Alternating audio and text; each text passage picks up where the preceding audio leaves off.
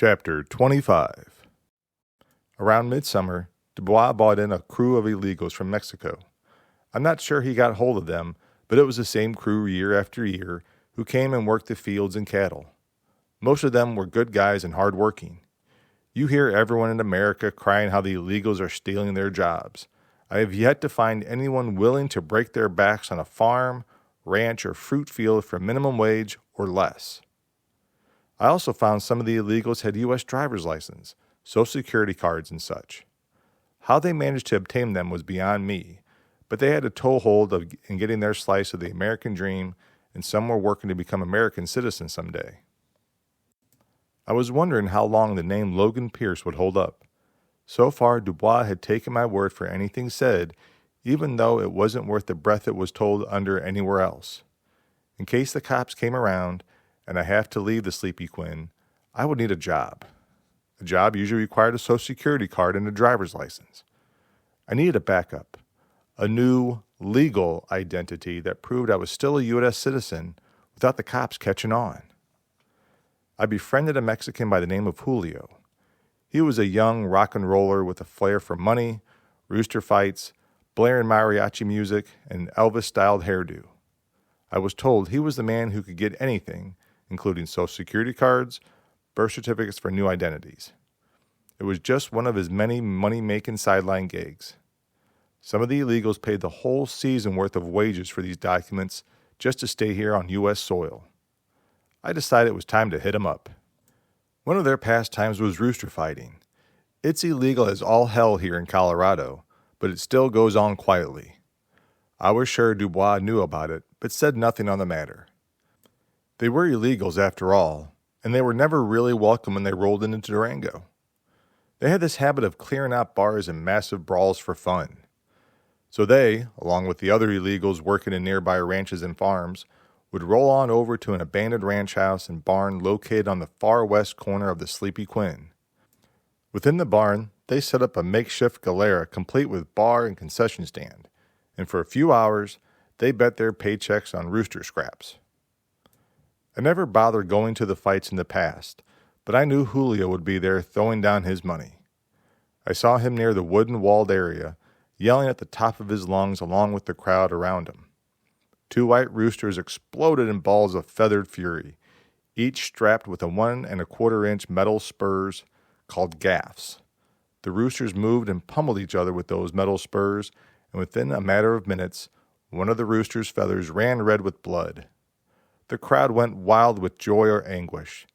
The next round, the bloody rooster faltered while its opponent pummeled, slashed, and stabbed at its neck with its metal spur until the referee called it to an end.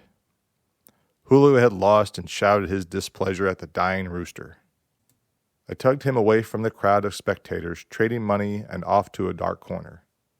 "Julio, I gotta ask a favor." I pulled out a roll of money and began unrolling each $100 bill at a time. "I'm going to help you recoup some of your present losses. I need a Social Security card. I know you can get them for a few $100. He smiled and cocked his head. "You, amigo, need a Social Security card? What?" He caught himself, held up a hand. He knew better than to ask. The less he knew, the better. I handed him $500. "The rest of this is to stay quiet. You dig?" He furrowed his eyes in misunderstanding. "Dig? What does this mean? You mean with shovel dig? You want me to bury this money?"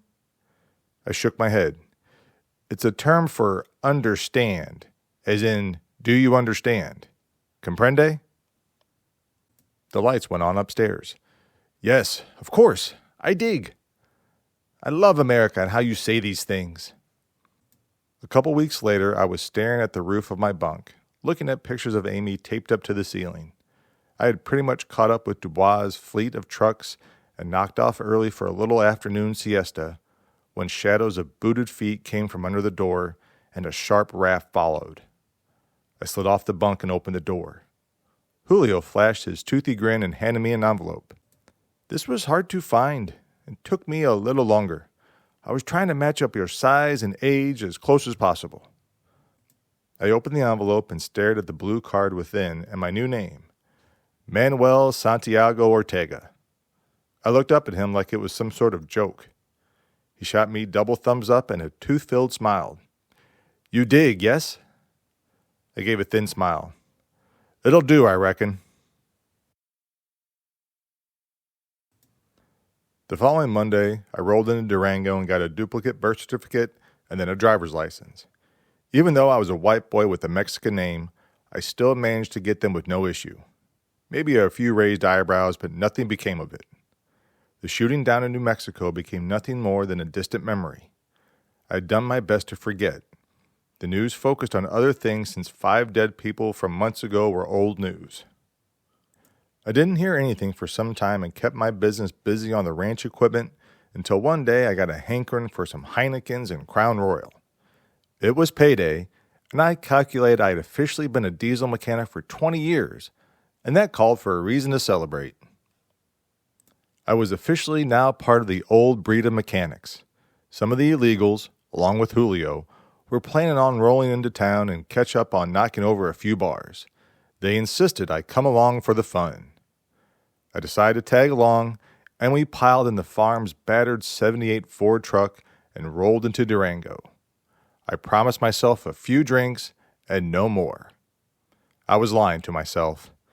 We stopped in at one of the local bars and got totally shit-faced on rounds of Crown and Coke when a busty blonde broad came stuttering up with her painted-on blue jeans and an open-top blouse. She was looking for business and saw we had money by the fat stacks tossing it around. Some of the locals were none too happy and quietly griped among themselves. To make matters worse, some of the Mexicans had partnered up with some of the bar whores, but this broad wouldn't leave me alone for anything. Amy was at the forefront of my mind always. Even if she wasn't around, I still liked to think she was. I told this blonde broad I wasn't interested. I was feeling a good buzz and working on my 5th Heineken. I lost count of the Crown shots while minding my own business watching the television at the bar. Come on, just one drink. Surely you can't afford one. She persisted, pressing in closer with her breast. I brushed the brim of my Stetson upwards. Nah, dead broke. It was a nice way of saying fuck off. I can offer something else if you want to play, but a drink would be nice. The local news faded in on the screen, and even though I was drunk, I halted mid-sip. On the screen, cops had found the El Camino down in the canyon. There was no mistaking it. The burned, rusted hull was being dragged up on a flatbed tow truck. I looked around. No one appeared to be interested in the news. I focused back in on the television, and even though I couldn't hear it, I watched the images of cops talking on the screen and caught a glimpse of an FBI agent man walking under the crime scene tape. Come on, mister. A drink. What part of fuck off do you not understand? I snapped. Her eyes went wide. She slapped my arm, spilling my drink. Fucker. Fuck you too, bastard. I was concerned with my spilled drink. You goddamn cunt. Somewhere off the far corner, a cowpuncher with a missing front tooth yelled out, Hey, friend. How about you shut the hell up? I looked over. You her pimp? How about you mind your own damn business? The bar horse slapped my face. I'd had enough. I grabbed her wrist just as she reared back to take another hit. I squeezed hard and she winced and let out a yelp. Once she got the message, she began pleading for me to let go. I tossed her free hand and she stepped away.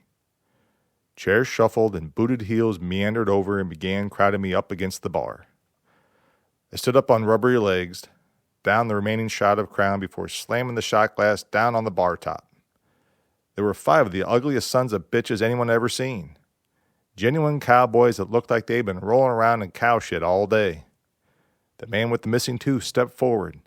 His breath reeked of cheap booze and rotten teeth. You want to say that again, mister? I wiped the liquor from the corner of my mouth. Whoa, the honor guard's here. The man with the missing front tooth glared with wide eyes. I think you owe Missy here an apology. The bar room fell silent except for the music blaring in the background. Oh? I belched. Oh yeah, you think you fuckers can just come in here, flash a few bucks around and take up the women and insult them? I was feeling the hard buzz kicking in. All right, you want an apology? I signaled the bartender over. He slowly shuffled over with concern etched on his face. I indicated I want another shot. All right, guys, let's not get something started. He waved his bar towel at us like he was shooing away flies. One of the cowboys leaned over and snatched a towel from his hand. We'll tell you when it's over, Sparky. Toothless grin widened. Apologize, fucker. Well, I wasn't getting any more drink, and that was a disappointment. Amy had it right. I really needed to quit. All right, I'll apologize, fellas. I turned to Missy. Missy, that's your name, right? She nodded and massaged her wrist. It's all right, Buck. He's just drunk. Buck held his toothless grin and his eyes bored into mine. He's still going to apologize to you and everybody here. I gave Missy a glance and looked to Buck. All right, cowboy. I'm sorry. Truly sorry, Missy. You got to come in here, find one of these fine cowpunchers, and beg for a dick to suck that's probably been in the ass of a sheep at one point in the day, but... Buck's toothless grin vanished. He launched a hard right. Lights flashed and a flood of bouncing stars clouded my vision and I fell back. I dropped and rolled, but I was up. 5 against 1 wasn't good odds, but I was going to make a hell of an effort. The sound of chairs being pushed away and heavy footfalls came up behind me. The illegals came running up with Julio leading the pack and throwing fist and feet into the crowd of cowboys.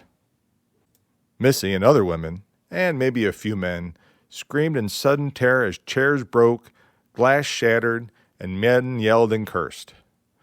Of course, from that point on, drunk and disordered, I fought back with what I had, but it wasn't much. I kicked one cowboy in the balls before one of the Mexicans slammed a hard left against the side of his face. I grabbed Buck, flipped him over my hip where he slammed his head on the floor. I rained down the thunder on his face, hoping to knock out a few rotten teeth from his skull, but a boot flew up and hit me hard in the jaw. The cops came rushing in at some point. How they got there so fast was beyond me. They joined the fray and began arresting and hosing the crowd with cans of mace, myself included. I bailed out the following morning with the hangover hammering in my head. I had a few bumps and bruises and a swollen eye. I wasn't sure if I got most of them from the cowboys or the cops, but I wasn't any worse for wear. I had a court date set for next Monday. Manuel Santiago Ortega wasn't going to be there, and as sure as the sun rose in the mornings, he was going to have an arrest warrant issued. The biggest concern was the law had found the El Camino. I hadn't found any further detail, but I knew the FBI was involved. Now every cop in 50 states would be looking for me. Not to mention my damn booking photo and fingerprints were now in the system. It wasn't going to take a rocket scientist to add 2 and 2. I reached into my pocket, took out the last remaining cigarette, and lit up. It was obvious there was only one choice. The last few months had floated by easily enough, and there had been no more talk on the television about the shooting up until now. The main question was, who else was coming to Durango? It was a matter of time before the state cops from New Mexico or hitmen from the Dixie Mafia came flooding into town like an avalanche. They were sure going to be packing every conceivable type of gun, bullet, and explosive. Either way, my sanctuary in Colorado was at an end due to my own drunken stupidity. I crumbled the cigarette pack and tossed it. I pulled a battered Stetson down over my eyes and began the long walk back to the ranch. I loaded up everything and told the old man Dubois I had to leave. I gave the excuse my parents up in Idaho had called and needed me to go back home as one of them was sick. Dubois understood and offered his hand. Any time you need a job, young fella, you come on back here. You're a hell of a hand. I bid farewell and took off in the battered Dodge and headed east towards Kansas.